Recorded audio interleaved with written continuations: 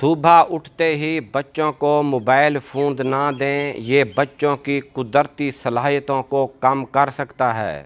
ناانصافی کی سب سے بڑی وجہ سستی اور جلد بازی ہے۔ دیر سے اٹھ کر ناشتہ کرنے والا کبھی بھی اپنا وزن کم نہیں کر سکتا۔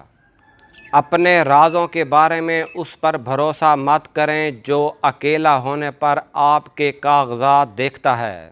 بیماری میں رس اور بیکری کی چیزیں نہ دیں، یہ صحت مند غذا نہیں ہیں۔ چھوٹے بچوں کو نان ہرگز نہ دیں۔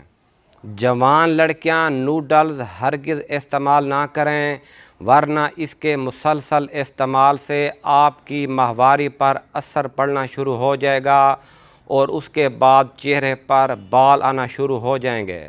خوراک کو عزت دیں، بالکل اسی طرح جس طرح آپ ادویات کو دیتے ہیں۔ دودھ پلانے والی مائیں نان ہرگز نہ کھائیں۔ اگر آپ چاہتے ہیں کہ آپ کا بچہ آپ کی بات غور سے سنے تو یاد رکھیں، جب آپ کا بچہ بول رہا ہو تب آپ اس کی باتیں غور سے سنیں۔ پودینے کا استعمال آدھے سر کے درد کا بہترین علاج ہے۔